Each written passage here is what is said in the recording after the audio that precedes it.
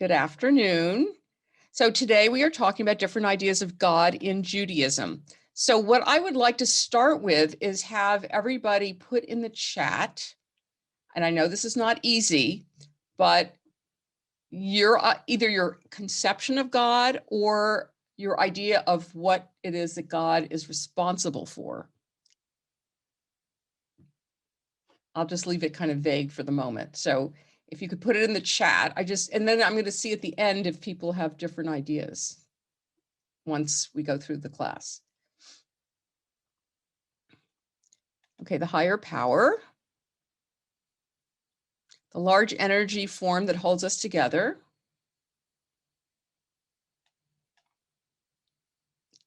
God is my enabler, okay.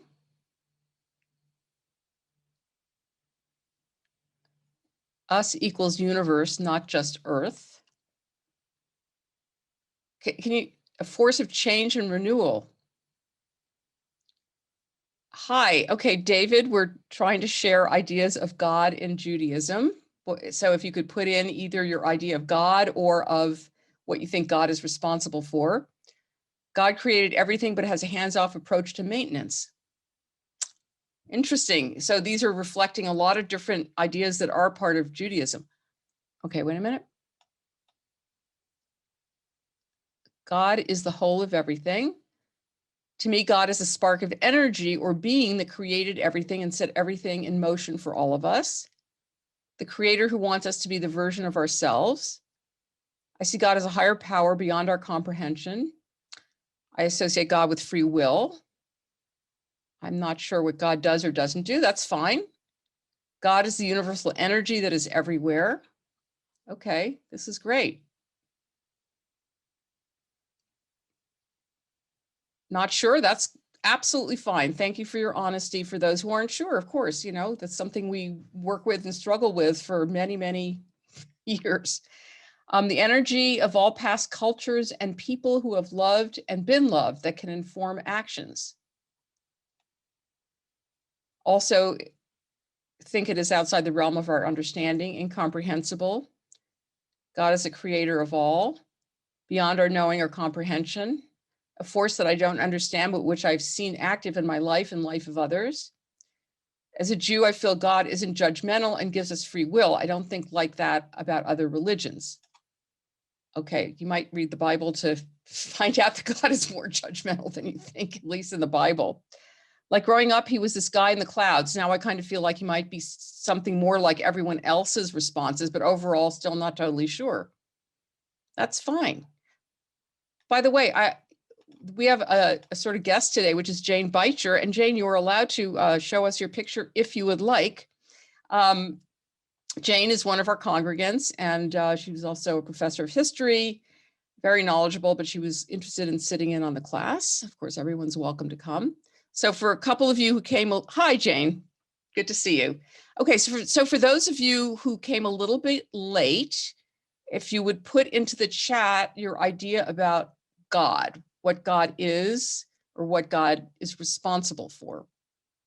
And I love all these answers because they're very varied.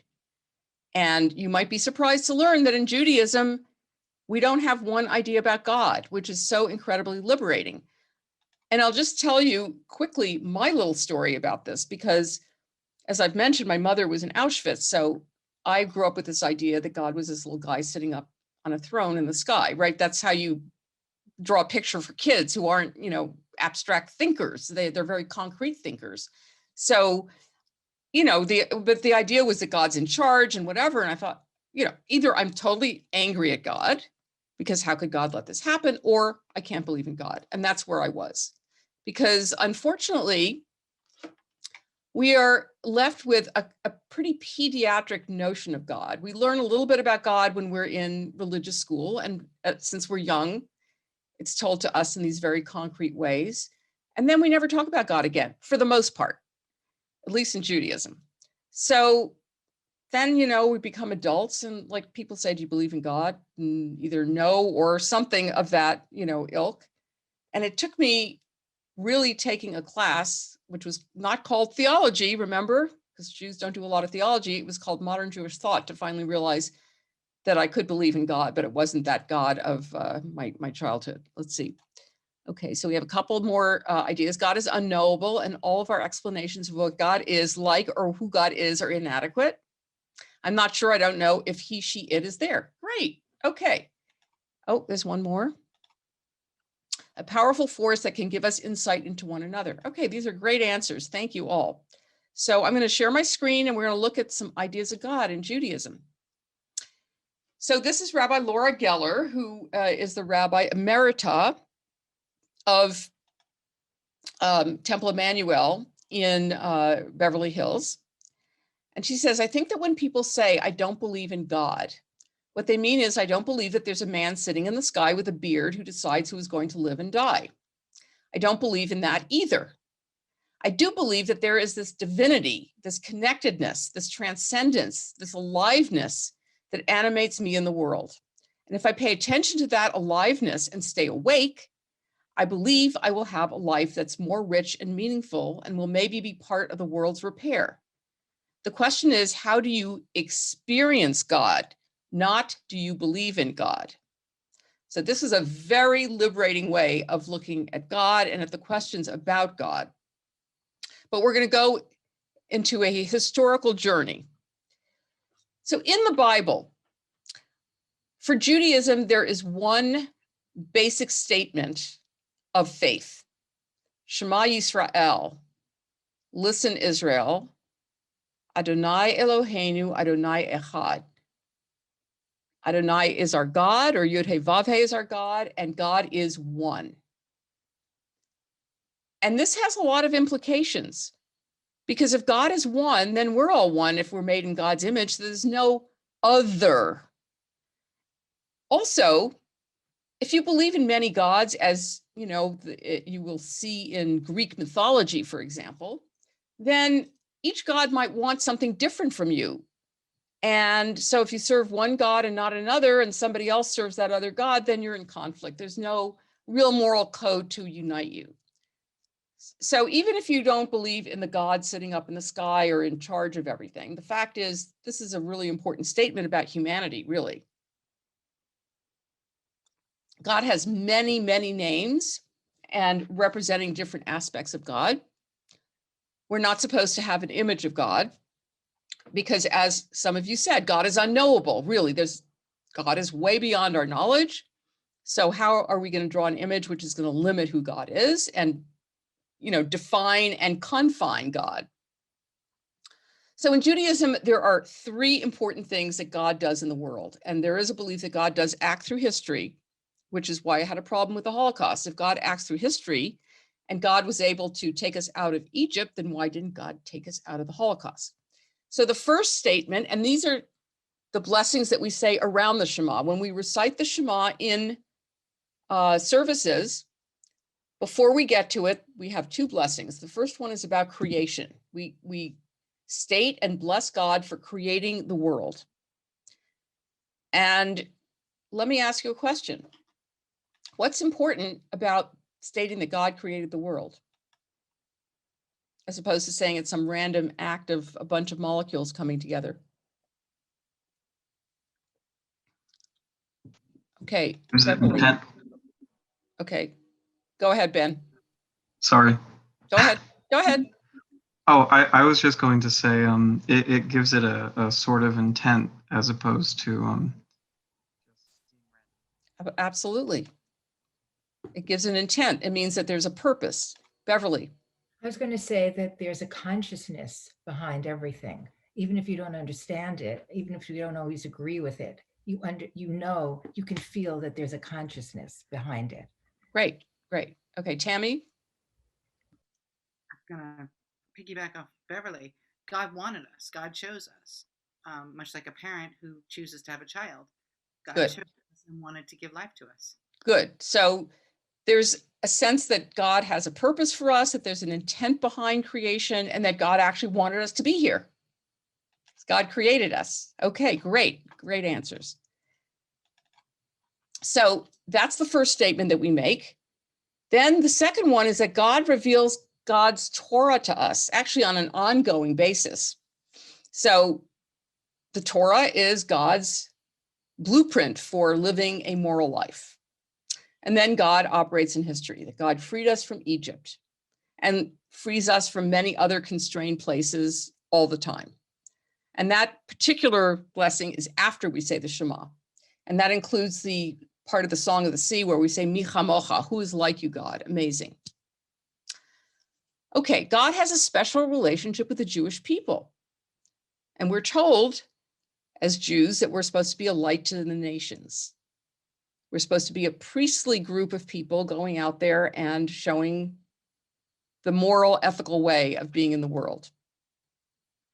We have a covenant with God. That was really the subject of our very first class. And that gives us responsibilities, right? It's not just that God's going to do stuff for us, it's we better do stuff for the world. God requires ethical behavior. God is a personal God, right? Like a parent, but God's also jealous and compassionate. And God also punishes the wicked. Now, wicked can mean that you really sinned and sometimes you get punished anyway and you don't know why. And that's a whole big problem. Why do, good people suffer in the world? But this is pretty much the biblical understanding. I mean, that God is really in charge, right? It's not like God is some energy force or whatever. God is in charge.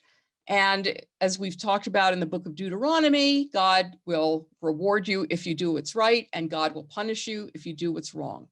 And God is definitely judgmental in this version of God. It's not the one that I, adhere to, but it's there.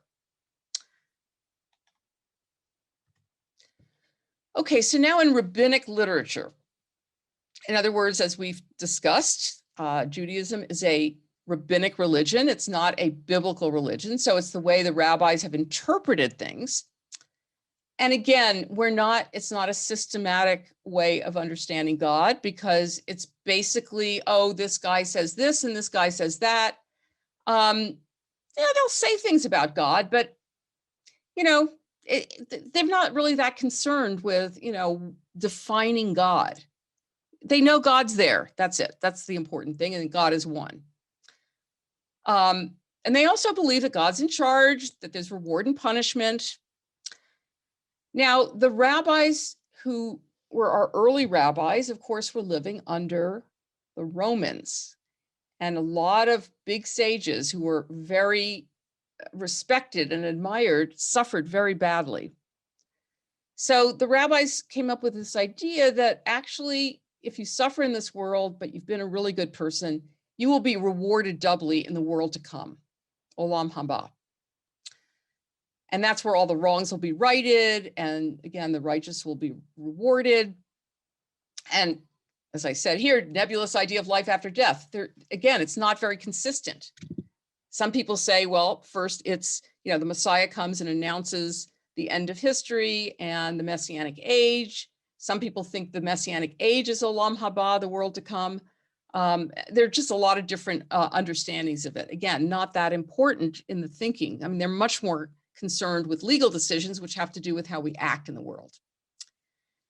And then here we have something called Yisurin Shel Ahava. Ahava means love, and Yisurin are tribulations. So how do you explain, if you are a really good person and you've done everything you're supposed to do, how do you explain that you're suffering? And that's always the big question in any kind of theology, is the issue of theodicy.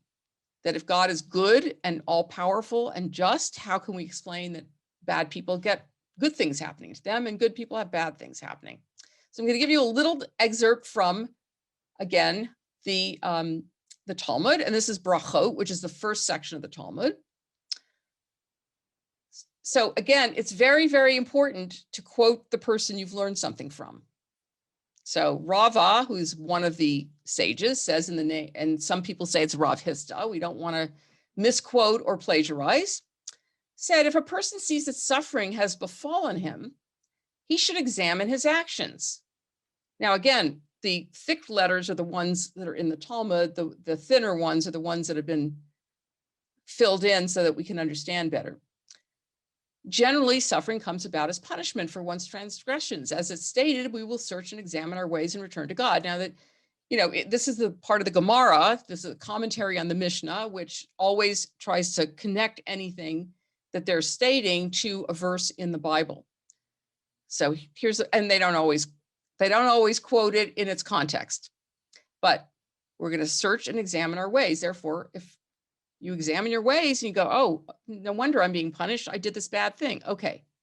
But if he examined his ways and found no transgression for which that suffering is appropriate, he may attribute his suffering to dereliction in the study of Torah, because we're supposed to study Torah. That's one of the mitzvahs, one of the commandments.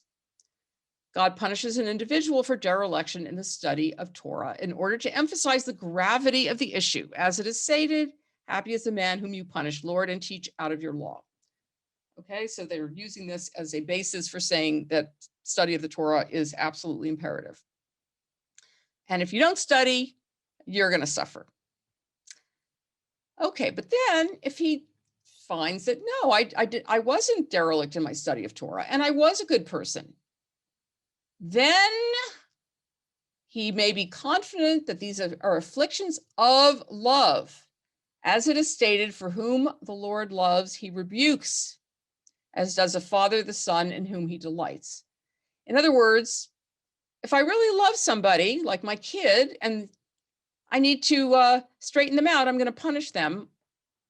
And here it's punishing not for anything in particular, just like, I guess, a good spanking is going to just keep you on the straight and narrow. So too Rava said that Rav Sahora said, so again, quoting in the name of somebody that he learned from, that Rav Huna said, so each one of them is quoting who they learned from. Anyone in whom the Holy One, blessed be he, delights, he oppresses him with suffering. As it is stated, yet in whom the Lord delights, he oppresses him with disease. This is a pretty radical statement. If you are suffering, God is doing it out of love if there's no other reason that you can discern. I might have thought that God delights in him even if he does not accept his suffering with love. Therefore, the verse teaches, if his soul would offer itself in guilt, just as, and this is a little complicated, but just as a guilt offering is brought knowingly, it's a sacrifice, without coercion, so too his suffering must be accepted knowingly. In other words, God is going to straighten me out or rebuke me or make me suffer out of love, and I must accept it out of love. And if one accepts that suffering with love, what is his reward? As the second part of the verse states, that he might see his children lengthen his days. In other words, he's going to live a long life if he does this. Well, this is a pretty disturbing idea of theodicy, of why there's suffering for someone who's a perfectly good person. So now we've stated this principle. Let's see how our friends, the rabbis, actually enact it. Okay, Rabbi Yochanan's student, Rabbi Chia bar Abba, fell ill. Rabbi Yochanan entered to visit him and said to him, is your suffering dear to you? Do you desire to be ill and afflicted? In other words, are you accepting this out of love? And Rabbi Chia said to him, I welcome neither the suffering nor its reward. Whoa, you're supposed to accept it out of love and you will be rewarded, and he wants neither one. Rabbi Yochanan said to him, give me your hand. Oops, sorry about that. It's a friend of mine who doesn't seem to understand the difference between East Coast and West Coast. He keeps calling me at the wrong time. Okay, sorry about that. So Rabbi Chia said to him, I welcome the suffering nor its reward. Okay. Rabbi Yochanan said to him, give me your hand. Rabbi Chia bar Abba gave him his hand, and Rabbi Yochanan stood him up and restored him to health. So in other words, the friend is the one who made him whole again. Okay, someone said, just as diamond cannot be shaped without friction, man cannot be shaped without trials. Good, Stephen, that's right. In other words, these trials and tribulations are theoretically a way for, I'm going to come back to everybody in a moment. So if you could just hold off until we finish this one story, I will get back to you. Yeah, the idea here is God is, trying to shape you with the friction of punishment, right? And that's going to make you a better person. But these guys are going, I don't think so. Okay. All right. So the first guy is sick and he's not accepting the punishment at all. Let's see what the second guy says. Well, Rabbi Yochanan, who just went to visit somebody, now he's sick. Rabbi Hanina came to visit him and said to him, is your suffering dear to you? Rabbi Yochanan said to him, I welcome neither this suffering nor its reward. Rabbi Hanina said to him, give me your hand. He gave him his hand, and Rabbi Hanina stood him up and restored him to health. So again, second rabbi, no thanks. I am not interested in having the suffering. And obviously, again, who's helping him? It's not God, it's his friend. And in Judaism, visiting somebody when they're sick is supposed to take away 1/60th of their illness. Then Rabbi Elazar, who's another one of Rabbi Yochanan's students, fell ill. Rabbi Yochanan entered to visit him and saw that he was lying in a dark room. Rabbi Yochanan exposed his arm and light radiated from his flesh, filling the house. Rabbi Yochanan was supposedly a very attractive man. So I guess that's what gave all this wonderful light. Then he saw that Rabbi Elazar was crying and said to him, why are you crying? Thinking that his crying was over the suffering he endured throughout his life, right? If you are weeping because you did not study as much Torah as you would have liked, we learned one who brings a substantial sacrifice and one who brings a meager sacrifice have equal merit, as long as he directs his heart toward heaven. So by the way, in answer to a question about intent, I don't remember my ever saying that intent was not important. If I did, I misspoke or it was misunderstood. Right here, you have very clearly, as long as he directs his heart toward heaven. So if you study Torah, even if you didn't do quite enough, as long as you were really intent on doing it, it's going to be okay. So don't worry about your not maybe having studied as much Torah as you might have been able to. If you're weeping because you lack sustenance and are unable to earn a livelihood, as Rabbi Elazar was indeed quite poor, not every person merits to eat off two tables, one of wealth and one of Torah. So you need not bemoan the fact that you're not wealthy. So the second reason he could be crying is that he's very poor. He says, don't worry about it. Not everybody can be rich, you know? So that's not a problem. If you're crying over children who have died, this is the bone of my 10th son. So Rabbi Yochanan is a very important rabbi, and he's lost 10 children. So you know what? Don't cry over that either. You're not suffering because of that. Okay, these are afflictions of love again. Rabbi Elazar said to Rabbi Yochanan, I'm not crying over my misfortune, but rather over this beauty of yours that will decompose in the earth. So Rabbi Yochanan is this really gorgeous rabbi, and he's going to die and decompose, and that's making Rabbi Elazar cry. And Rabbi Yochanan said, yeah, over this you should be crying. And they both cried. Well, supposedly over the fleeting nature of beauty in the world. But, you know, Rabbi Yochanan was probably crying because, yeah, his beauty was going to fade away, and that made him sad. Meanwhile, Rabbi Yochanan said to him, is your suffering dear to you? Rabbi Elazar said to him, I welcome neither this suffering nor its reward. Upon hearing this, Rabbi Yochanan said to him, give me your hand. Rabbi Elazar gave him his hand, and Rabbi Yochanan stood him up and restored him to health. So as you can see here, this is from the Talmud. It is not a legal discussion by any means. It is purely a story using some midrash, taking verses from the Bible and expanding on them to make a point. Okay, now I'm going to stop sharing and I'll take questions or comments. Tammy, did you have your hand up before? I did. Thank you, Rabbi. This really strikes a strong nerve in me. I don't think that God intends for us to suffer.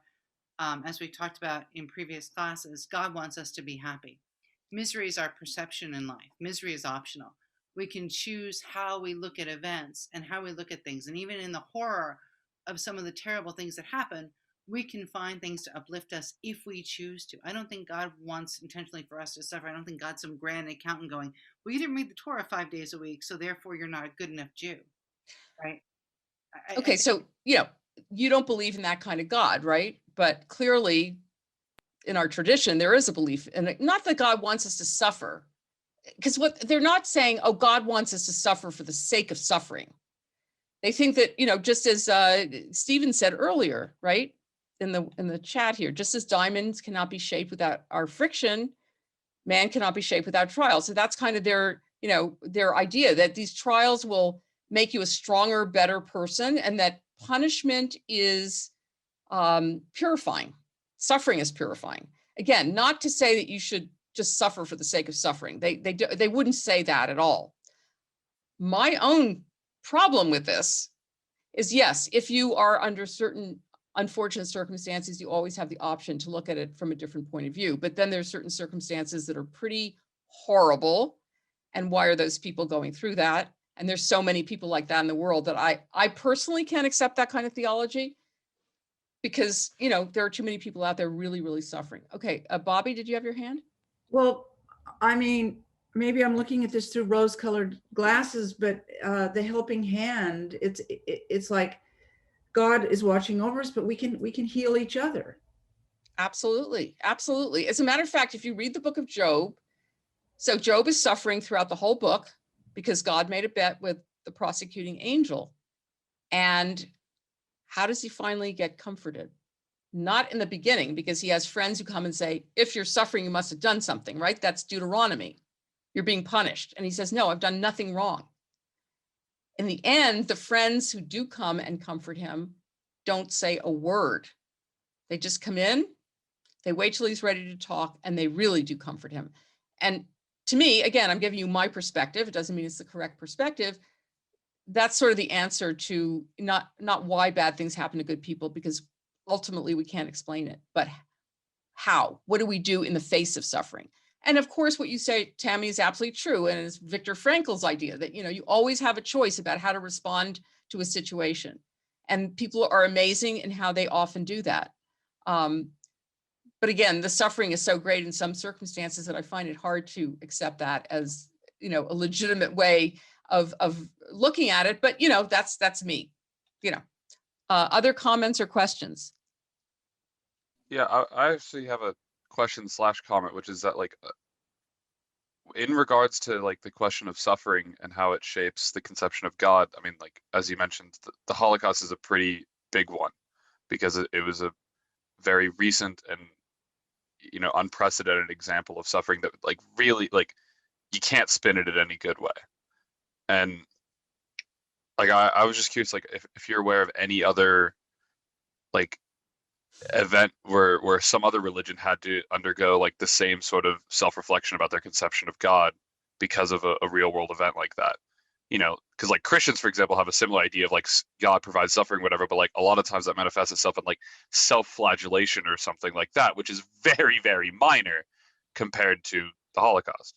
Well, in the medieval period during the Crusades, there was this idea of Kiddush Hashem, that you would kill yourself, kill your whole family, in God's honor, basically, or for the holiness of God, because otherwise you'd have to either become a Christian or, become a slave or whatever. And so this was the honorable way to proceed.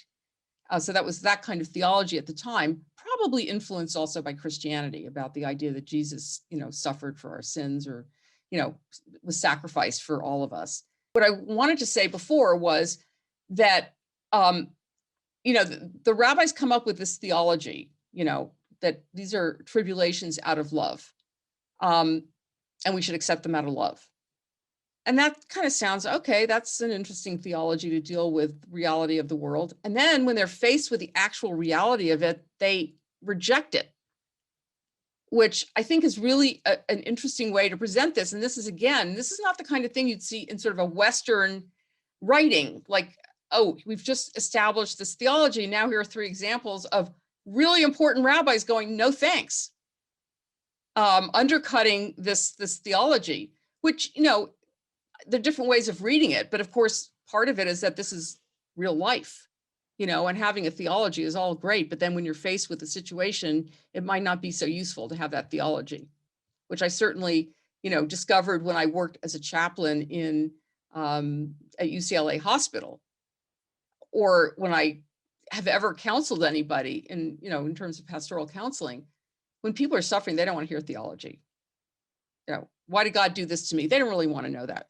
They want to just know why they're suffering and what they can do about it, So, but the Talmud does this, every once in a while. You present something and then you undercut it, not just with another opinion, but with complete rejection of it.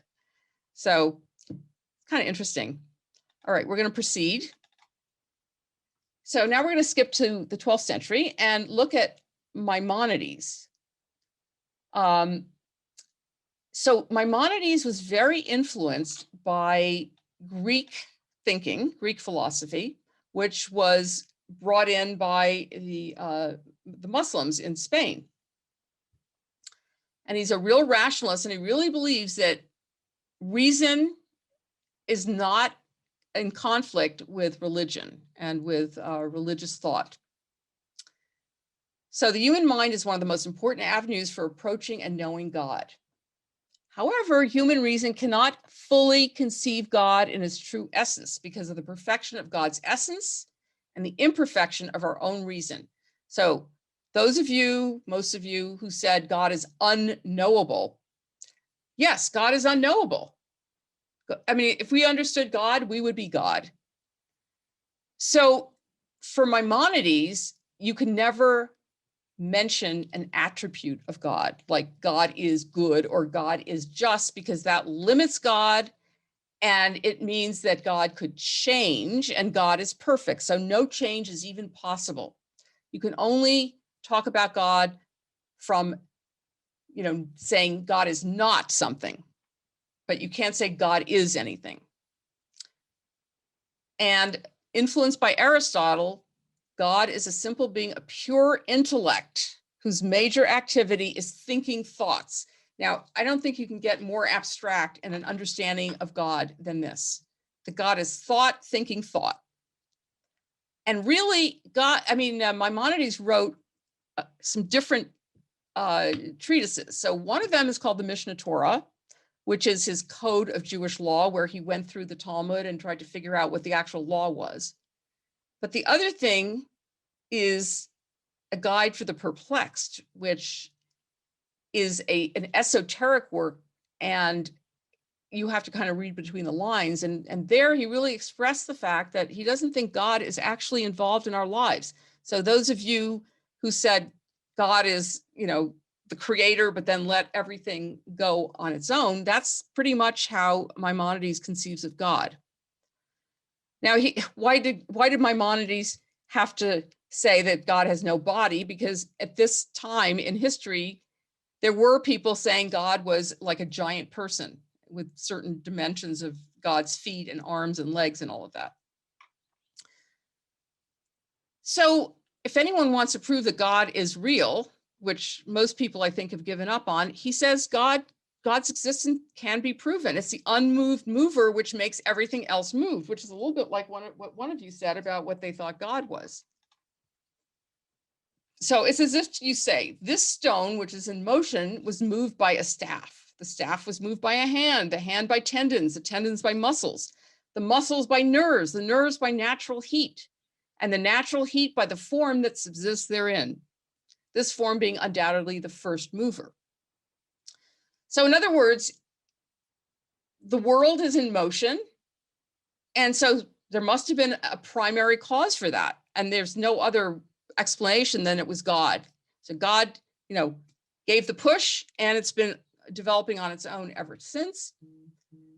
And as I said, also, the only attributes of God that deal with God's essence are negative, right? You cannot say God is anything. God created the world out of nothing, ex nihilo, which is contrary to what Aristotle said. And for Maimonides, evil is simply the denial of good. Of course, there are human beings who inflict evil on each other, but other kinds of evil, it's just because the world is made of matter that's going to decay. We do have free will, but God has foreknowledge, because God's knowledge is different from ours. That doesn't mean that God has decided what's going to happen, just God happens to know. And our goal in life is intellectual and spiritual perfection leading to the contemplation of God. All the commandments and prohibitions of the Torah are intended to quell our negative impulses. So that was not supposed to happen. So what I want to say about Maimonides, so Maimonides was a rabbi and a physician. And he had been living in Spain. And then when one dynasty came in, he was kicked out. He went to Egypt and he became the doctor to the court. And he describes his days, and this is relevant to his philosophy. If you're asking Nate if people's experiences lead to their theology, well, this is definitely a case of that, I think, because he was an incredibly busy person.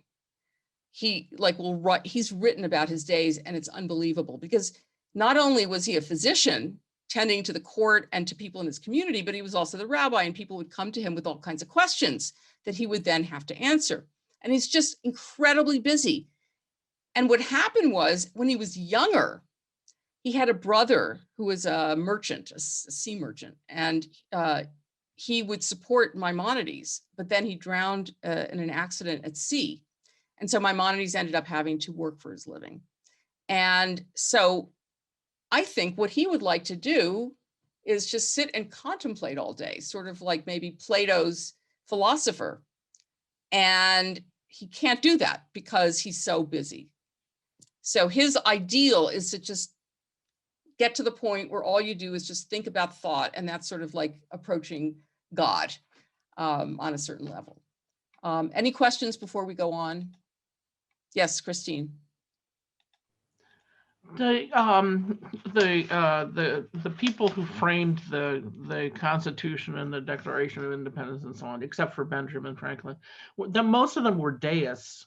Is there a connection between Maimonides and deism? Because it's basically, their conception of God was a creator that then stepped back from anything else having to do with human beings.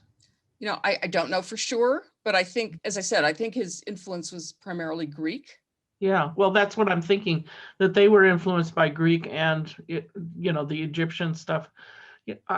I don't know, but I was wondering, because the deism is so different from other forms of Christianity that and it was formless and, it had a lot of things that he's basically saying.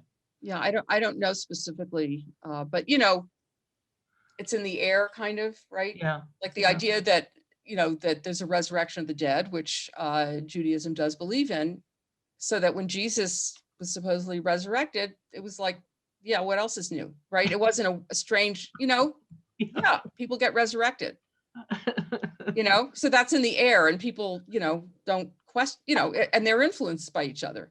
Mm-hmm. Okay, any other questions? Okay, we're going to go on. Jewish mysticism is definitely difficult. Kind of difficult like the Jewish texts we did last week. So I'm going to give you a little bit of a introduction, and if it seems completely weird and very hard to understand, yes, that's the correct way to look at it. So the Jewish mystics, and this flourished around the same time as Maimonides, and it's quite in opposition to this rationalistic view of God and all that. God, it's almost like God has two aspects. It's the Ein Sof, which means without end. So there's a part of God that we can never, ever, ever understand, beyond our understanding. And then there are what is called Sfirot, singular Sphira, which are manifestations of God. And as you can see here, there are 10. Keter, way up the ladder, is the connection to the Ein Sof, to the very completely ineffable part of God. And then you have all these different Sfirot that are all connected to each other. They all influence each other. And in order for the world to be in balance, this has to be in balance. And actually the Shekhinah at the bottom should be connected to Yesod. I don't know why there isn't a line there. So you see what the different aspects of God are: wisdom, understanding, mercy, justice, beauty, eternity, glory, foundation, and God's presence in the world. One side, the left side, the left side is judgment and strict judgment, and the right side is much more about compassion, and these always have to be balanced out. And you see they all kind of come together into Tiferet, this one down here, and then into Yesod, which then goes into the Shekhinah. Again, I don't know why there isn't a line here. The Shekhinah is God's presence in the world. It happens to be female. And Yesod, which receives all of this energy from all these other Sfirot, in a sense impregnates the Shekhinah. It's not a particularly feminist group of people, so don't get too excited about the fact that the Shekhinah is feminine, although it has been used as a feminist sort of icon, but they were not enlightened men when it came to women. So this is a representation. It's not like God looks like this. This is sort of a schematic way of trying to explain, if you think of it sort of as energy, all of these different energies that work with each other. Okay, now, so there's an important book called the Zohar that you may have encountered, which is from the 13th century, and that is the sort of primary book for Jewish mysticism. It happens to be written in Aramaic, so it's really difficult to read. It also happens to draw on a lot of midrash. So when, what's her name? She takes the name of Madonna. Yeah, when Madonna says, that she's connected to, Kabbalah, don't believe it. It's way too complicated and difficult to, be grasped in any easy way, and it takes years to really know it and understand it. So the Zohar was written in the 13th century. It's attributed to Moshe de Leon, but actually it's probably more likely a collection of a whole bunch of different writers. And it's pretty difficult to understand. So Isaac Luria, who came along in the 16th century, he's known as the Ari, lion, was born in Jerusalem to an Ashkenazi father and a Sephardic mother, and he moved to Sfat in Israel, in northern Israel. And he's the one who kind of came up with this idea, or at least popularized it. He's also saying God is unknowable, just the way Maimonides said. And all we can say that God is unlimited and infinite. Now, of course, those who were opposed to mysticism and to Kabbalah really did not like this idea of all these Sefirot, because they said it made it look like God was 10 different gods. I guess it's a little bit like the Trinity, the idea that Trinity is still God is one. Here, God is still one, even though God is also 10. So the Zohar actually takes the Bible and understands it in a mystical way. All the different characters represent different aspects of God. But the other radical thing that the mystics did was that there's a constant interaction between this world and the celestial kingdom. So everything we do in the world is also reflected in the celestial kingdom. And the way we behave has an influence on the Godhead. So that's something that Maimonides would really reject. The idea that we have any influence on the Godhead, the idea that, that God is not already perfect and stable and unchangeable. Even our own bodies are a microcosm of the universe. So we have within us the same spheres. And the way we interact with each other has to be such that we keep it all in balance. The way Isaac Luria came up with the idea of the creation of the world is that God was everything and everywhere. And in order to make room for the world, God had to limit God's self by doing something called tzimtzum. So God just retracted and contracted into a little time. And you're going to realize that this is very similar to the Big Bang Theory and it really is. And actually, a rabbi I know who's very knowledgeable in astrophysics says that this is actually very much a description of the Big Bang. So God contracts and lets out a little tiny beam of light. And there are vessels out there that are supposed to protect the spheroid, who are supposed to contain the light, but the light was so strong that the vessel shattered. And this is what becomes the material world. So everything in the material world has a spark of divinity in it. Obviously, all of us do as well. And our job is to do mitzvot, the commandments, to help those sparks return to their origin. So what this rabbi told me is, the Big Bang is, there's this little tiny dot that expands. And as it expands, you go from gas to liquid to solid. And that's kind of what they're talking about here, very roughly. I mean, I think they were plugged into something very profound in the universe. So the world is shattered, right? There was a big explosion at the beginning of the creation of the world, and it is not where it's supposed to be. And so we need to mend the world.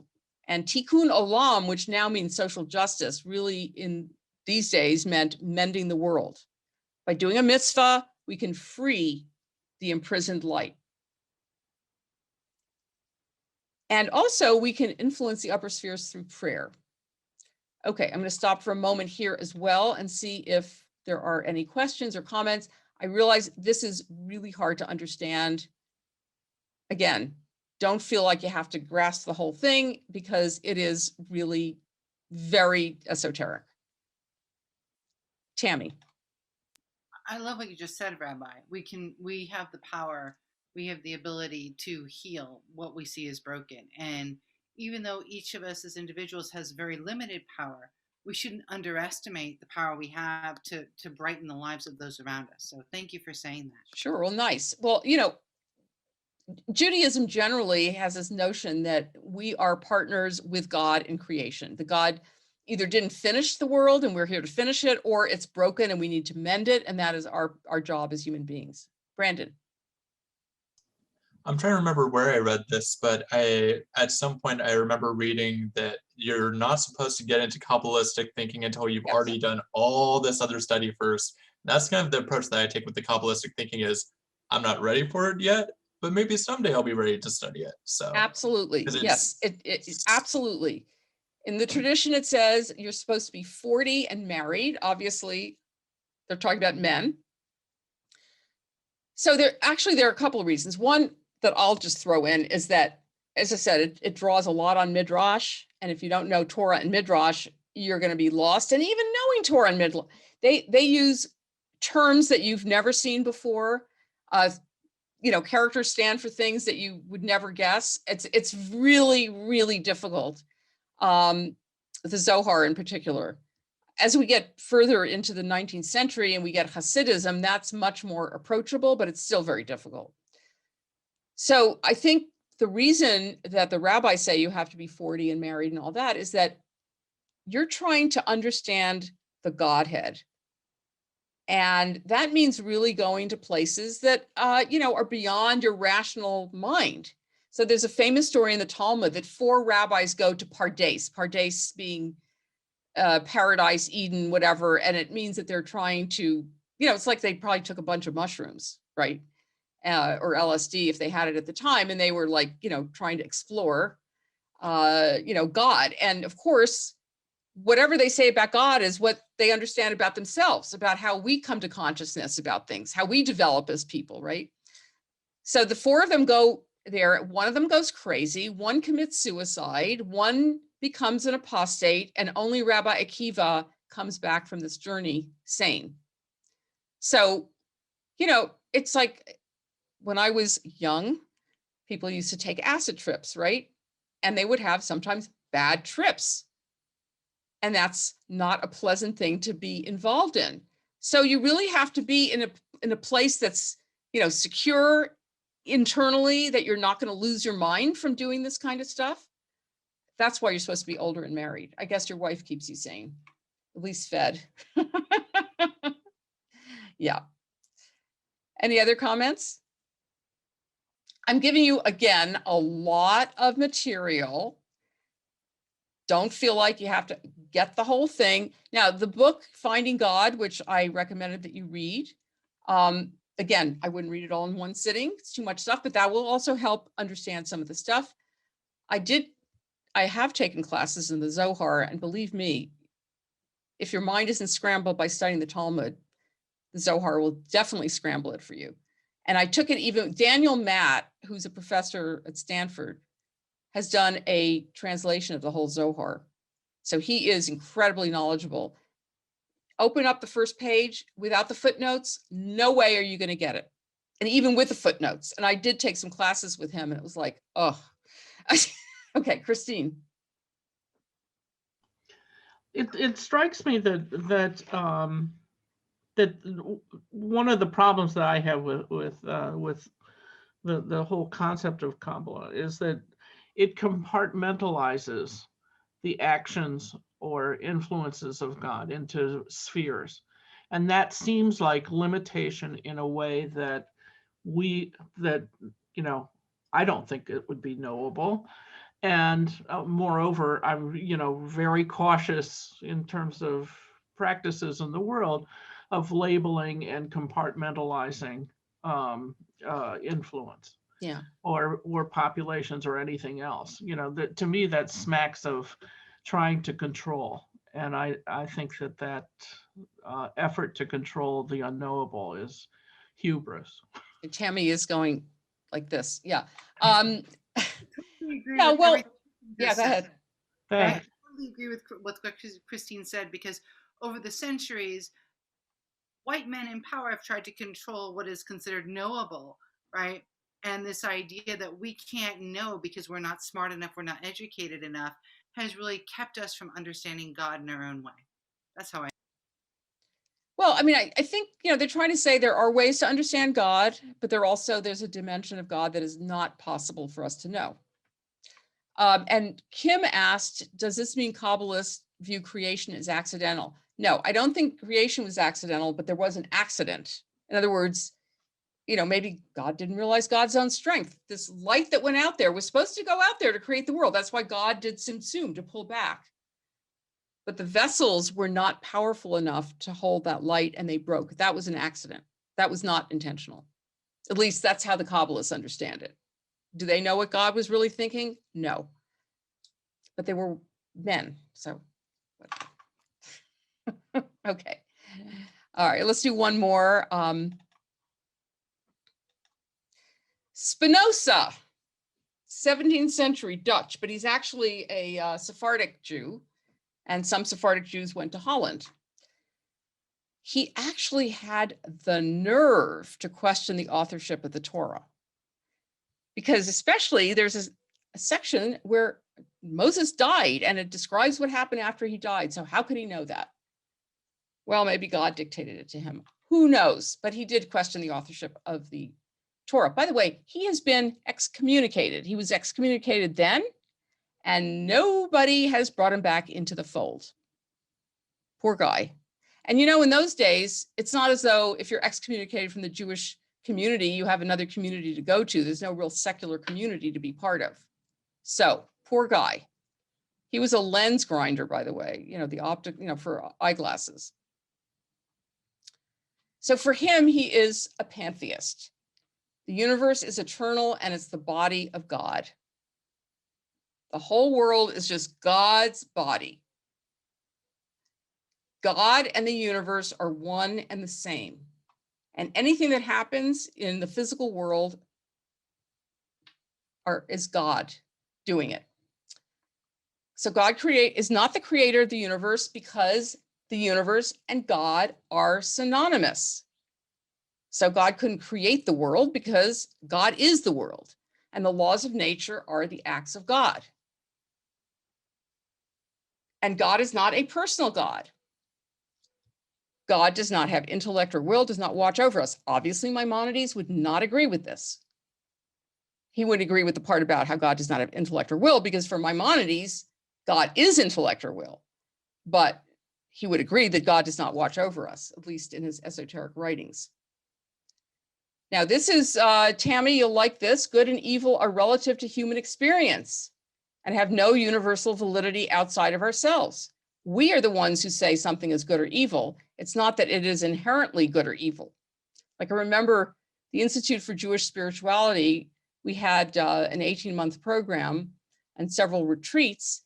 And I just remember the very first retreat where this rabbi was saying, I have a cold, the flu or whatever, and there are these, microbes going around, or virus, whatever it was, causing this. Makes me feel bad, but they're doing what they're supposed to do. So my suffering is just my response to that. And for Maimonides, free will is an illusion. Everything flows by necessity from the order of the universe. The universe has certain laws. Everything is done in a way that makes sense in terms of the laws of physics. So, you're not actually, this is what I think some scientists might say now about, our mind or our soul. That's all, a bunch of different chemicals, doing what they do, or different reactions within our body. And that's how we come up with a thought or whatever. It doesn't give people a separate sort of, soul or mind, that it's all based on the laws of biology. As I said, I'm covering a lot of ground. I understand that. We could spend a semester on one person's thought, but I just want to give you a real range of ways of understanding God, because there are a lot of people who say, I don't believe in God. And so you say, well, who's the God you don't believe in? If it's that little guy sitting on a throne or some version of that, well, I don't believe in that God either, and neither does a lot of Judaism. There is the biblical and the rabbinic view of God, yes, and there are plenty of people who believe that. But there are other ways of thinking about God as well. Christine. What happened to Spinoza after he was excommunicated? He lived a miserable life grinding lenses. And he was kicked out of the community, basically. Yeah, but I mean, did nobody's tried to Dutch resurrect him authorities go after him or anything like that? What's that? Did the Dutch authorities go after him, the Calvinists? I don't know, but I don't think they had any reason to go after him, because, he didn't do anything to them. He just did something to the Jewish community. Listen, there were people burning Maimonides books too. I know. I because, know. Yeah. Because what Maimonides, I just mentioned how important it is to cite your teacher. So-and-so Right. said in the name of so-and-so, who said in the name of so-and-so, blah, blah, blah. Well, Maimonides said, we need a code of law. Okay, let me look at the Talmud, and then let me look at some responsa literature, some answers to legal questions that people had inquired about. And I'm going to create my own little Beit Din. I'm going to say, this guy said this guy said, and I'm going to decide what the law is based on these various opinions. He removed all the references to who said what. Oh my God, can you imagine anything more blasphemous? And then if anybody understood his guide to the perplexed, or for the perplexed, it depends on how you translate it, God doesn't care about us? Oh my God, yeah. So yeah, there were people who didn't like him either. There was cancel culture back then. What do you know? We didn't invent it. And their cancel culture was pretty rough. Okay, it's 2:02. We'll come back at 2:12.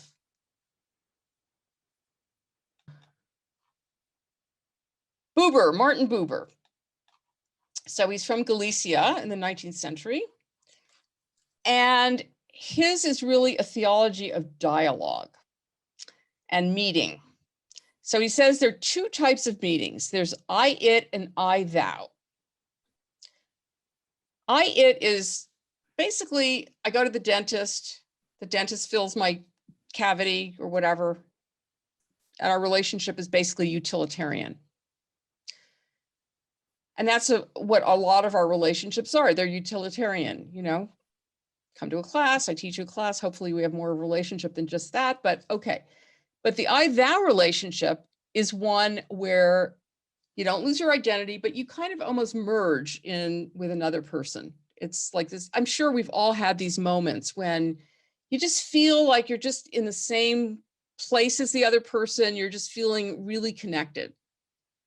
And that is your little bit of hint of what it means to have a relationship with God. It gives you just a sort of a taste of what your relationship with God is, the eternal thou. And that's how you discover God, is through a relationship like that. The problem is, once you experience it, you cannot anymore feel it. Once you're aware of it, you can't feel it any longer. So you can't describe it or prove it. You can only meet God, you can only meet the other person. So every time I have one of these kinds of relationships, I'm encountering God. And by the way, the relationship does not have to be just with another person. It can be with a horse, it can be with a tree. And that isn't sarcastic, because, you know, I'm sure we've all had those experiences in nature or with an animal, you know, where you really just feel, you know, accepted and connected and all of those wonderful things. Of course, he did not believe that the giving of the Torah at Sinai was a one-time revelation. That, you know, the event did not produce moral and cultic prescriptions of eternal and universal validity. They were given at a certain time for a certain purpose. Now, he really was not that committed to Judaism in the sense of, you know, the various mitzvot and the laws and all of that stuff. So I remember I had a professor who told the story about a professor, I think at Hebrew University, and he would have his students over on Fridays and Friday evenings for a Shabbat dinner. And inevitably the phone would ring, and you're not supposed to be on the phone, right? Use electronics during Shabbat. The phone would ring and he'd say, oh, that's Buber. So Buber sort of purposely would call up to say, you know, I don't go for any of this stuff. This stuff was important at one time. It's not so important now. And there really, in a sense, isn't much of a framework for behavior in you know, in his theology. It's like these encounters happen, they're wonderful, they connect you to God, and that's like it. He's famous for having translated Hasidic stories. And he, in a sense, is almost more, actually Spinoza, the same thing. Spinoza is almost more relevant to the non-Jewish community than he is to the Jewish community. Same thing with Buber. So it's the kind of thing where, you know, when I finally wrote my theology, I incorporated a little bit of Buber in there, but there's just not a lot to grasp on, you know. And he wrote this book called I and Thou, which again is not too easy to read, translated from the German. But you know, it's a nice idea. Questions, comments? Yes, Beverly. Tell my story, my connection to God. Oh, we my can't hear you for some reason. Oh, Oh, you know why? Because Now speak. there Oh, you is it- go. Yeah. Okay. So I don't know if I told you this, but I was going through every kind of therapy you can imagine because I was so miserable. And I did something called rebirthing. Do you know about what that is? Where they kind of want to take you back to a state when you're a baby and you can sort of re-experience feelings, whatever. And I was in this state and my body was like rocking, and I wasn't doing anything, and I was just going, and I felt God was rocking me. I really did. And I never, after that experience, questioned God. Like I didn't look for God anymore. I knew that I had God inside of me. It just changed my life Wow. way more than this rebirther. You know, like she had no idea that I had this really spiritual experience, and it changed me completely. So Well, as Laura Geller says at the beginning, the first slide that I shared with you, it's about experiencing God, not, you know, proving God's existence. All right, so David says, I'm confused what God is supposed to feel like if we can't describe it. Well, describing something is more of a rational undertaking. Experience is more on a feeling level. So you can feel like God's presence, and you might not be able to express it really well because we're limited by the words we have. Does that make any sense? Sort of? A lot of sense, yeah. Oh, good. Okay, good. Yeah. Yeah, I mean, talking about God is hard. And again, a lot of different ways of understanding God. We already have a whole bunch of them. We're going to get a few more. So I'm going to share with you now my very favorite, Mordechai Kaplan. Okay, Mordechai Kaplan was a conservative rabbi. He was from Lithuania and he immigrated to the US. And he defined Judaism not so much as a religion, but as an evolving religious civilization. And he founded a fourth movement of Judaism called Reconstructionism, which is now called Reconstructing Judaism. And it shifted the center of gravity from the Jewish religion to the Jewish people. Not to say that really before there wasn't a sense of a Jewish people, but his focus was more on the latter.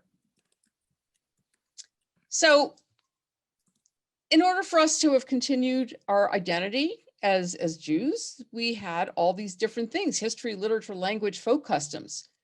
So actually, if you went to a traditional Reconstructionist synagogue, and the synagogues that are Reconstructionists today are not necessarily out of the Mordechai Kaplan mold, but they would show movies and art and have discussions about literature. I mean, it all was part of what he considered to be important. We're going to talk about his understanding of God. It was a naturalistic view, not a supernatural God. He does not believe that there's some being beyond our, ken somewhere out there. His idea, let's go down to what it says God is: the sum of everything in the world that renders life significant and worthwhile or holy. The power that impels man to become fully human. God is the power that makes for salvation. And by salvation, he means self-fulfillment or self-realization. So this is what I find really, attractive to me. That is that God is the power that allows us to be better people and to make the world a better place. So it doesn't mean that there's a God out there that's judgmental, a God that makes you suffer. God is this. So now we can go back up to the top. The only kind of religion that can help a person live and get the most out of life will be one which will teach this person to identify as divine or holy, whatever in human nature enhances human life. Now, unfortunately, it's all about him and man and whatever, because that's how people used to write, and they always used man as the symbol of all humanity, but what are you going to do? Since human beings have higher needs, there must be something in the universe that helps us to achieve them. God is synonymous with the aspect of the universe that brings human fulfillment. So God allows us to be full human beings, allows us to be better human beings, allows us to be people who make the world a better place. To believe in God means to take for granted that it is man's destiny to rise above the brute and to eliminate all forms of violence and exploitation from human society. It matters very little how we conceive God as long as we so believe in God that belief in him makes a tremendous difference in our lives. So again, how do we explain God? What do we use to describe God? That is not so important. What's important is how we behave in the world and how whatever our belief is allows us to do something with our lives that's worthy. God is more a power or a process. A God who makes a difference in one's personal life should be designated as a personal God. Now, in prayer, he does not think that prayer is something where you are speaking to a you, right? It's not like a traditional prayer. You're saying, God, please do this or that, or God, we praise you. That's not what prayer is for him. Prayer is a way for us to express our hopes and aspirations. It changes us because it gives us courage and hope so that we can achieve the goals that we're hoping for in prayer. So for Kaplan, there is no outside being that we pray to. We pray in order to get ourselves straight about what our priorities are, what our goals are, what we're hoping to achieve in our lives. And evil is chaos still uninvaded uninvaded by the creative energy. So if you look at the very beginning of the Torah, there's something called tohu vavohu, which is kind of an a kind of mishmash of stuff swirling around. It's chaos. And God comes along and orders everything and separates, light from darkness, water from land, etc. And so if there's no ordering of this chaos, it becomes evil. And I think you can see that actually in the way human beings are as well, because you might have all kinds of creative forces within you. And if you then channel those forces and create art, great. If you don't channel them that way, you can end up doing some very harmful things. It's not an explanation that everybody's very happy with for this idea about evil, but I think the idea about God being the force that allows us to be better people is one that I really appreciate. So again, any questions? Because after this, let's see, got a couple comments in the chat. Let's see. I honestly can't say I felt God's presence. Okay, that's all right. Maybe you will one day, maybe you won't. I'm not sure that feeling God is a measure of anything. Perhaps one isn't necessarily supposed to feel God. That, I don't know. Again, there are different ways of understanding God. Some people have experience of God. Some people have more like knowledge. I don't know. Maybe we feel God in the love we have for ourselves or others. Yes, possibly.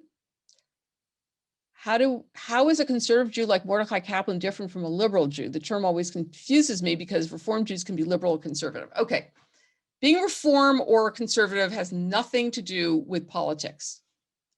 So conservative Judaism is very attached to all the mitzvot, to halacha, to the legal aspects of Judaism.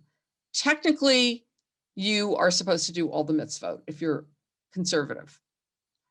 If you're Reform, there's much more autonomy involved, where you decide what is appropriate for you to follow. And we'll talk a lot more about that next Sunday when we do Reform Judaism. So yeah, he's a Reconstructionist, but he started off as a conservative rabbi. And actually Reconstructionism does pretty much embrace the halacha, the mitzvot. It's not jettisoning any of that.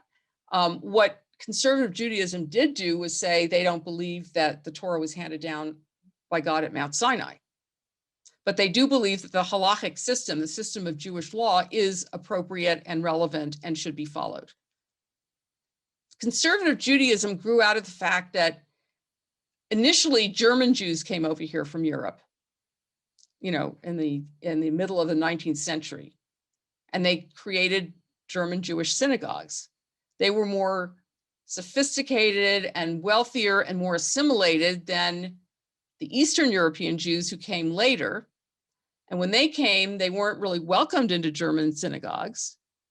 And they really didn't relate to what became Reform Judaism. So conservative Judaism developed as a way to respond to the needs that they had. They were more ethnic, more religious. And really conservative Judaism doesn't exist pretty much anywhere else except the United States. And of course, there is a branch in Israel, but it's really very much an American phenomenon. Okay, now we're going to talk about feminist theology. Yay. The first book, Finding God, the first edition, had no women in it. So I hope you got the later edition if you got it, because they finally said, yeah, there's some women out there that maybe have some ideas about this. So the first and most important theologian, I mean, at least since she was the first, not to say there aren't other important theologians who are feminists, but she is, considered the first. So she was very critical in developing Jewish feminist theology. And she wrote a book called Standing Again at Sinai, Judaism from a Feminist Perspective. And of course, arguing that the absence of female perspectives in Jewish history has had a negative impact on the religion. And she said it's not enough to just put women in traditionally male roles. In other words, what somebody coined as honorary men, right? You don't just put a woman in a role that a man has had and say, now you get to be just like men. The idea is bringing a woman's perspective is going to completely change how you understand everything. We're going to go into a little more detail about all of this because she uses God, Torah, and Israel, which is Franz Rosenzweig's way of splitting the different aspects of Judaism, God, Torah, and Israel. And so what she says about, let's start with Torah. So she says we have to use feminist historical methodologies to uncover Jewish women's history and cultures. That's one way of bringing in women, okay? Because women were out there and they were doing things, and they were, they had prayers that they said, they had things that they did, and so we can't lose all of that. But we also have to use feminist sorry about that. We also have to use feminist midrash and liturgy to reshape Jewish memory. So feminist midrash, for example, we looked at the case of Lilith last week. Lilith being supposedly Adam's first wife, according to midrash. And she has, in an earlier thing she wrote, Eve and Lilith getting together to have, a consciousness raising session. That's midrash. Or for anybody here who read The Red Tent, that is feminist midrash about the story of Dinah's rape, Jacob's daughter Dinah. Now, originally, she said that halacha, which is Jewish law, was not really a female or a female category. But she's in this book, Standing Again at Sinai, she's a little less, biased against law as a religious structure or as a distinctly masculine form. She does feel that law is necessary. And she says, perhaps what distinguishes feminist Judaism from traditional rabbinic Judaism is not so much the absence of rules from the former as a conception of rulemaking as a shared communal process. In other words, yeah, you need rules, right? You have to have rules. But the rules don't have to be written by men only. They should be written by men and women together. So using women's history and culture and midrash and rewritten liturgy is going to reshape not only what we do now, but it's going to reshape our memory, because we can look at all these women and say, oh, there are women in the Bible and they have a role, and maybe we don't just overlook their role. And that's going to reshape how we understand our past as well. Okay, on Israel not being the country, but being the people. So she believes that religious language and symbols legitimate social systems. So if you have a system that's written by men, it's going to privilege men in positions of power, right? Because men wrote it and they're writing it as a way to shape society, even if it has to do specifically with religion. So she imagines creating a community in which Jewish women would be present, equal, and responsible. And she traces oppression in both diaspora communities, in other words, outside of Israel, and the state of Israel, to sexual and economic hierarchies, to Ashkenazics versus Sephardic or Middle Eastern Jews, from Israelis and Zionists outside of Israel versus the Palestinian other. So the way it's all been conceived is very hierarchical. Now, I will not necessarily say that if women write the laws, they're going to be necessarily less hierarchical, but maybe the hierarchies will be a little bit different.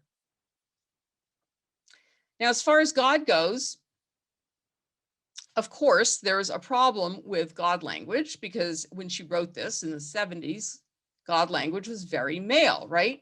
God is portrayed as father, and then human fathers will be viewed as godlike. And then if God is viewed as a dominating male, then human institutions are likely to be male dominated. So the exploration of God language is inextricably linked to justice and authority in the human realm. Now, she doesn't necessarily like feminist God language. In other words, let's call God she or mother or whatever. She wants more of a pluralistic kind of imagery so that many points of view are included, not just male or female. Okay, Rachel Adler is a very important feminist theologian as well. She actually was one of my professors. She actually is retiring and moving to Pittsburgh, but right now she's still in LA. And you know, it's really sad. I mean, she had been a psychologist. As you see here, she got a BA and an MA in English literature. She was going to get a PhD, it's all but the dissertation. And so between the time that she was a psychologist in MSW and then a professor, it was very, very difficult for her to get a job because she was an older woman. And most places are ageist, especially when it comes to women. So she was teaching at Hebrew Union College, which was where I went to seminary. She would teach there, and she would teach at USC, which is across the street and where a lot of Jewish studies are taught from our campus. But she wasn't getting an actual, tenured position. It took a really long time. So that's a sad thing. But then she's had the job for quite some time now, probably at least 20 years.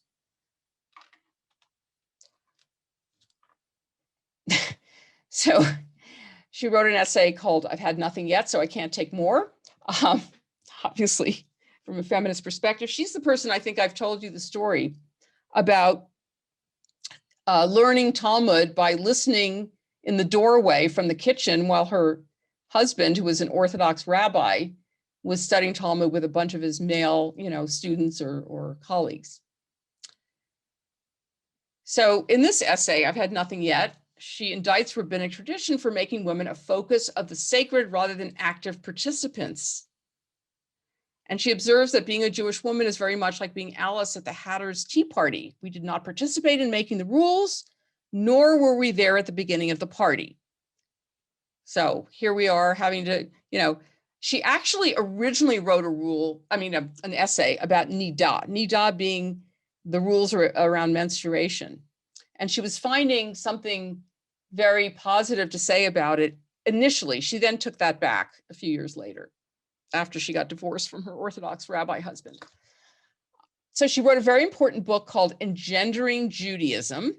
Now, she does not reject halakha. She believes very much in ortho practice, that you actually have to embody Judaism. You can't just say, oh, I'm Jewish and I just float around as a spiritual, being. No, I have to embody it. I have to live it. Now, Judith Plaskow originally had said halakha is a masculine thing, rejected. She did change her mind afterwards, but there were a lot of women who said, no, halakha is male. It has nothing to do with us as feminists.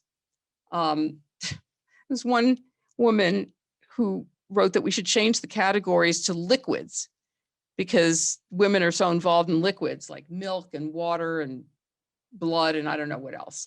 Anyway, that never took, obviously.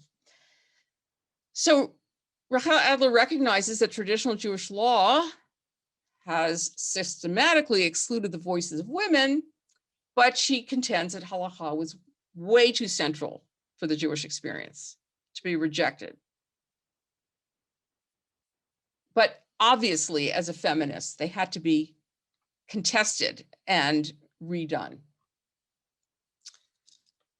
So this messianic goal, she's pretty traditional in her Judaism, and she's, she might be Orthodox if it weren't for the fact that, the Orthodox don't give women a position of equality to men, but that we all have a responsibility to bring this messianic vision of righteousness to come to fruition. And she's suggesting in this book how men and women alike can create a much more inclusive Judaism. And, again, once you bring in the women's perspective, it changes for men and for women. So one of her illustrations is in marriage, because a traditional Jewish marriage, as Beverly probably knows all too well, is about the acquisition of a woman by a man. Kinyan is the word, the legal word for that. Basically, the man is acquiring the woman. He pays a bride price to the father.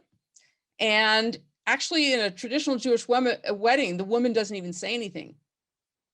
The man says, Hare ata mekudeshet li b'taba'at zu kadat Moshe v'Yisrael. Behold, you are consecrated to me according to the laws of Moses in Israel. And consecrated really is from the word kadosh, which means separate, which means you are now only acceptable to me sexually, not to any other man. So she turns this around and comes up, and actually there's language for this, if anybody ever wants to use her language, a metaphor of mutuality and love rather than one of domination or acquisition. And so she composed this document called a Brit Ahuvim. So Brit is the covenant and Ahuvim is lovers, from the word ahava, which means love, that can be used by heterosexual or same-sex couples. And this is a book that is not easy to read, but because it's very much steeped in the halacha.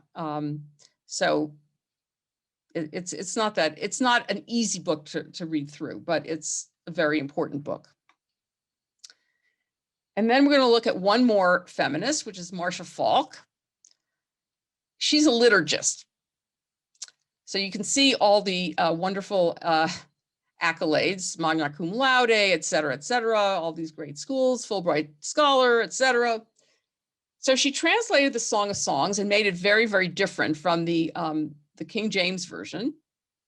She made it into much more of a series of love poems and songs and whatever. She's an artist as well as a liturgist and a poet. She wrote this very important book called The Book of Blessings, which has just been released by the CCAR Press. And it offers a new egalitarian Hebrew and English blessings, along with poems and meditations. She started writing new blessings because she was uncomfortable with the patriarchal images of God in the traditional Jewish blessings. She did not, however, make commonplace feminist corrections, such as referring to God as mother or queen. Instead, she created non-gendered depictions of the divine, which are consistent with what most Jewish and Christian children today are actually taught, that God is neither male nor female, and that words like father and king are merely figures of speech. So what she says is, you know, our traditional blessing is Baruch Atah Adonai Eloheinu melech haolam, asher kitshanu b'mitzvotav v'tzivanu. Blessed are you, Adonai our God, sovereign of the universe, who hallows us with mitzvot and commands us to. Okay, that's the rubric. Now, sovereign of the universe is the way we've been translating it in our new prayer book. Melech haolam really means king of the universe. And that was never supposed to be a depiction of God. This is what ends up happening. People take that and they say, oh, it's literal. So they stick a throne up in the sky and put a man with white hair and a beard and a crown. This was supposed to be a metaphor, the metaphor of somebody running the world, right? But she said it's now a dead metaphor. And she also does not believe in a God out there. She believes in divinity within all of us. So she changed that rubric, not to be changed forever and to become another dead metaphor, to nevarech et ein hachayim. Let us bless the source of life. So you see the difference is, number one, there is no you God out there. It's the community that's blessing.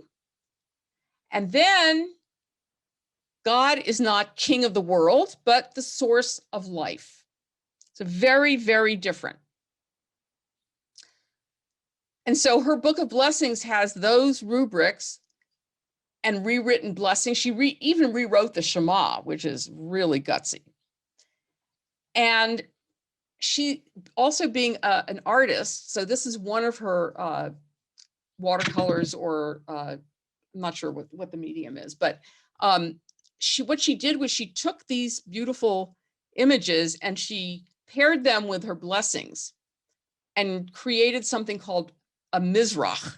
So a Mizrach means east. So it used to be, or it still is in traditional communities, you would hang up something on your eastern wall to show you what direction to pray to, because you were supposed to be facing Jerusalem.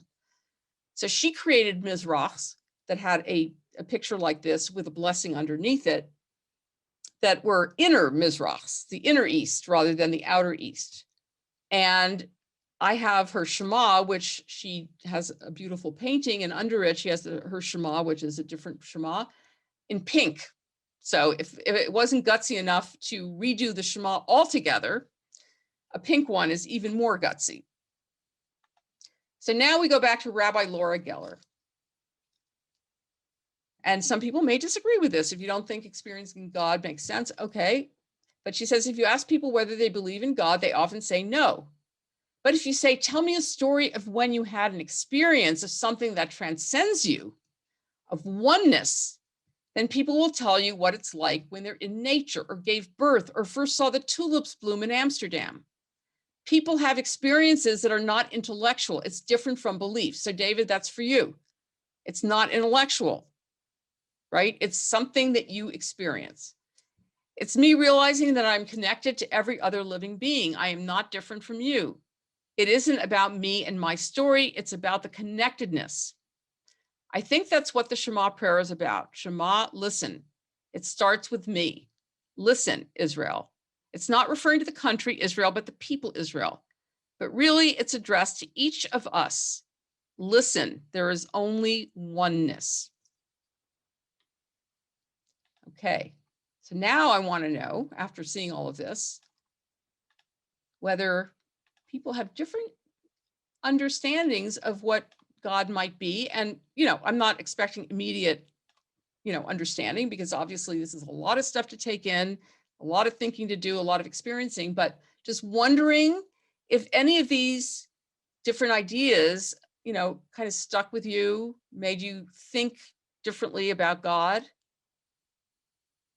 Well, I'm just blown away because as my connection or my understanding of God has evolved more and more, I feel like it's evolving to what you were talking about, that God as a way to be a better person, and by seeing God in other people, so you just kind of bring something. And I'm hoping that as a writer, this can infuse my writing too, because this is kind of, it's given me like a fresh, just a deeper understanding of something that I think I've always known, Great. So I'm very grateful.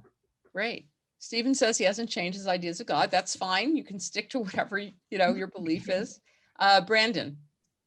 Something that the class was really helpful for is kind of categorizing. And so for me, with my concept of God, it aligns a lot with the Maimonides view. But as I go through my life, I can change my view on God.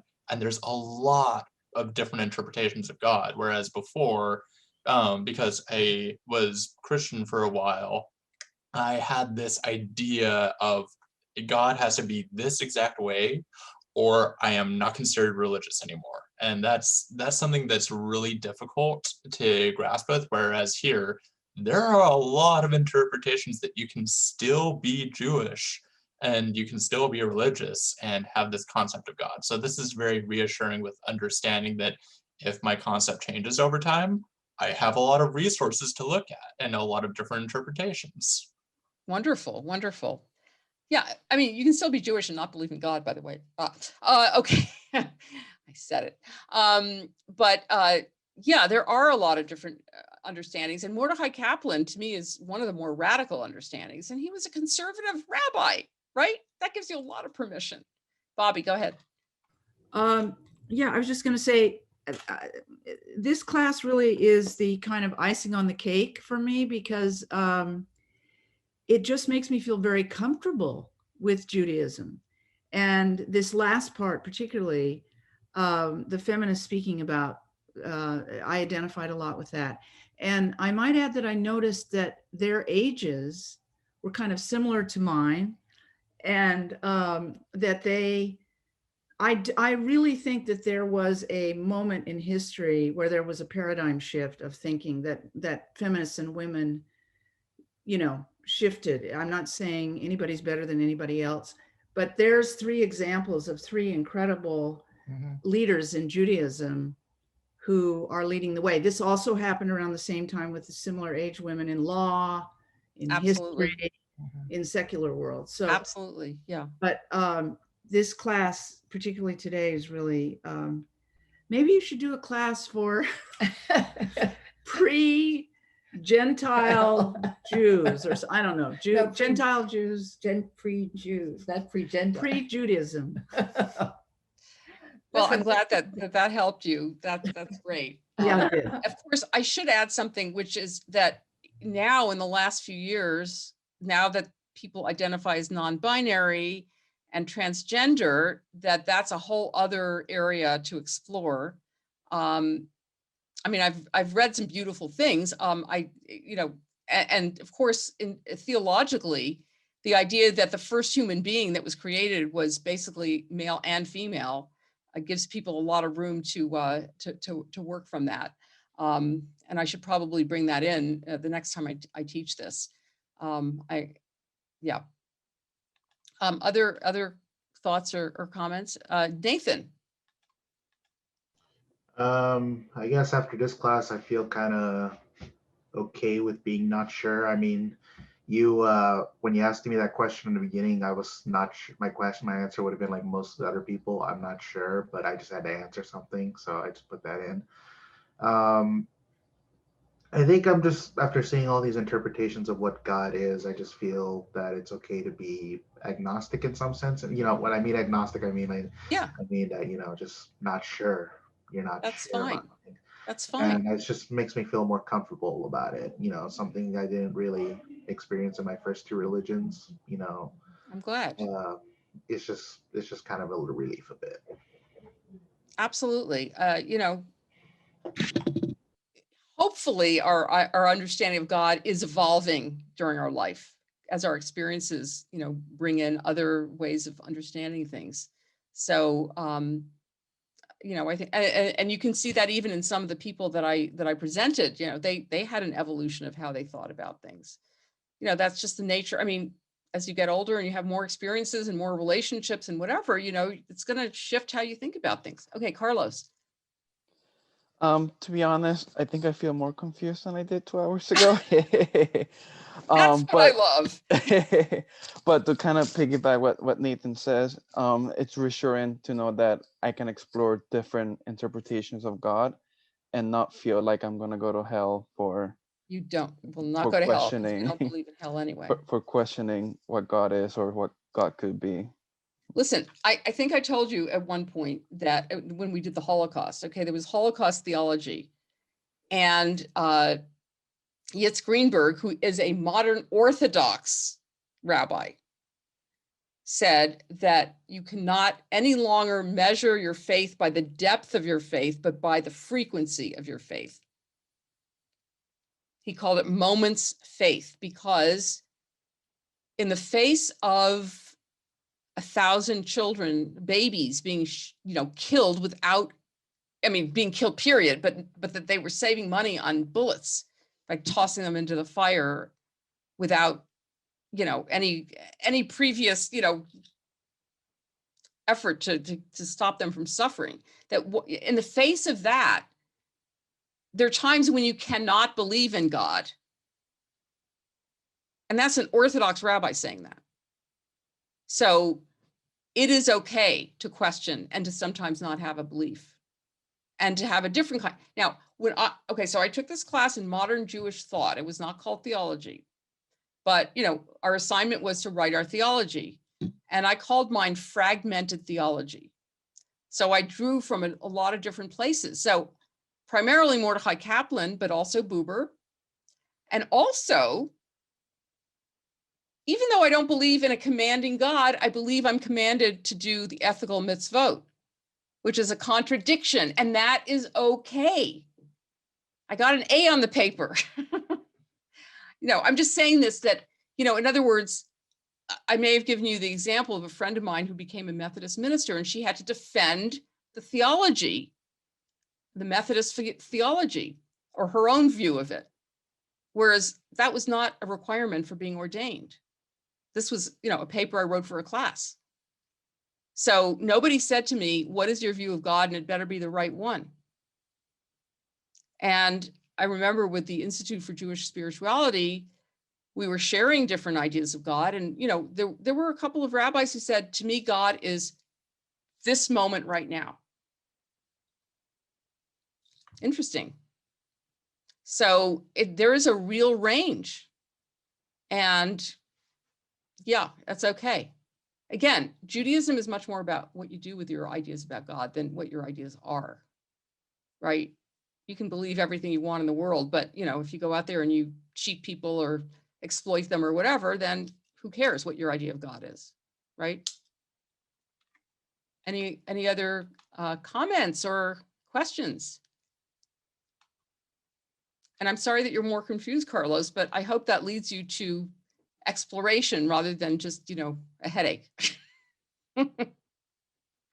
Yes, Beverly. I just and then have Christine. one more, because I've been thinking about trans kids right now, and this cynical effort in Republican states. The state legislatures are just going after them, for no reason. They're not accomplishing anything. It's just a way of targeting them and getting them. And I thought, if ever there was a time for them to feel like that God is, that they're okay, that just sort of have a place for their faith, because this would be a great thing, Rabbi, to, somehow make that write something. I don't know, but it just feels like a really moment to kind of put that out into the world. I'll write to the Arkansas legislators and see what they, it was Arkansas, right? Well, it's all over. It's not just Arkansas. It's Oklahoma. It's just horrifying. Yeah. And they, anyway, it just seemed like maybe just putting it out in the universe that, there is a place for them, to feel that they can be, that they're okay. Yeah. That seemed really significant. Okay, Christine. Well, first of all, I really appreciate that, Bobby. And yeah, absolutely.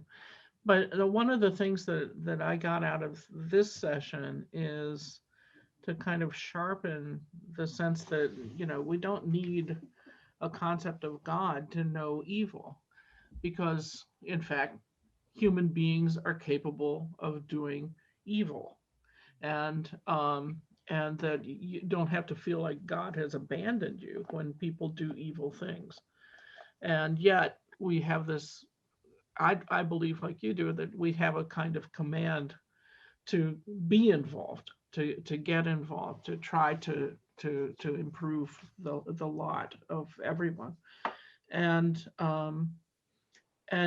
so the transcendent moments for me are moments of the smallness of the ego in the face of what isn't power, because the power would be a very patriarchal notion of creative energy. And but instead it's sort of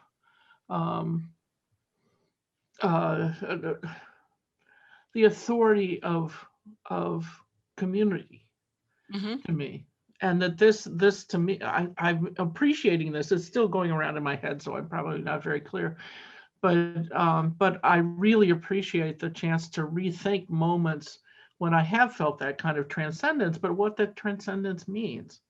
And at this point in my life, and instead of feeling like it's a little mystical or it can just be the kind of joy, energized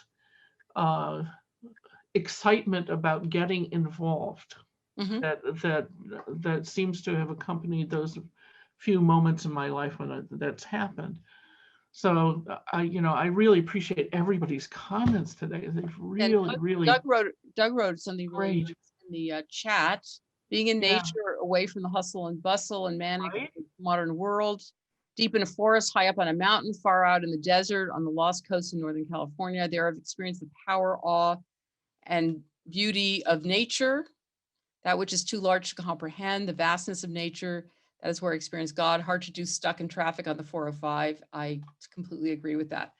Okay, it's 3 o'clock, so I'm going to let you all go. And we have one more class only. Oh, very sad. I'll miss all of you, but we'll keep in touch. Definitely keep in touch. Okay, I will see you all next week. If I don't see you before, Yeah. I will see Yeah, Bobby and Rabbi, Becky. thank you, thank everybody. you. Beverly and Thank Bobby, you. Thank you. Fabulous. Rabbi. We'll miss We'll you. miss Bye, you. everyone. Miss you I'll guys. miss you so much. We'll Really. miss you.